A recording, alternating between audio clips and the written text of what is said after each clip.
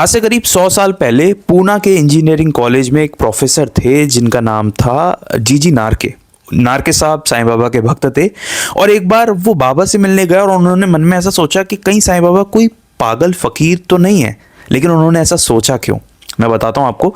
आरती का समय था और ये बहुत पुराने टाइम की बात है, शायद पहली या दूसरी बार जब जीजी नारके शिरडी में थे और बाबा की आरती के समय उन्होंने बाबा को बहुत गुस्से में देखा और बाबा गुस्से के साथ साथ अब्यूज कर रहे थे, भला बुरा कह रहे थे, जिसका कोई कारण नहीं था क्योंकि ऐसी कोई बात उनके सामने हुई नहीं थी जिससे कि वो क्रोध में आए, गुस्सा करें। तो वो इतने गुस्से में क्यों थे? तो यही बात जीजी नारके को परेशान कर रही थी और ये परेशान करते करते वो मन में एक थॉट लाते हैं और वो सोचते हैं कि कहीं ये फकीर पागल तो नहीं। ऐसा सोचते हैं। उसके बाद आरती समाप्त हो जाती है, सब कुछ हो जाता है। शाम के समय वो बाबा के पैर दबा रहे होते हैं और बाबा के पैर दबाते दबाते बाबा उनके सर पर प्यार से ऐसा मारते हैं और कहते हैं कि मैं पागल नहीं हूँ। ये सुनकर जीजी नारके के रोंगटे खड़े हो जाते हैं कि बाबा ने उनके मन की बात जानी। आखिर ये कैसे संभव है? उनके मन में झांक लिया और यही नहीं, उस समय झांका जब बाबा गुस्सा कर रहे थे या किसी बात में व्यस्त थे और जीजी नारके तो उनके सामने भी नहीं खड़े थे, उनके सामने इतने सारे भक्त खड़े थे।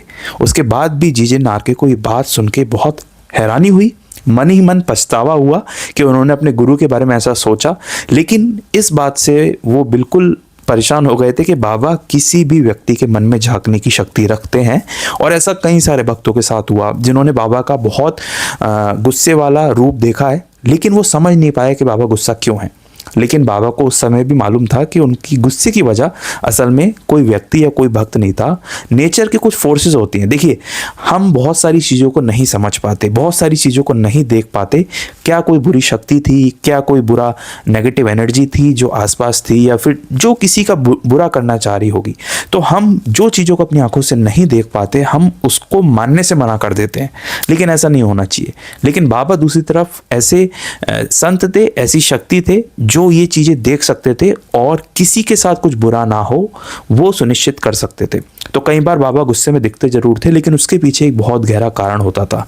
इंसान की ना ये एक बहुत बड़ी फितरत होती है कि वो जो देख सकता है या वो जो समझ सकता है वो उसी में मानता है।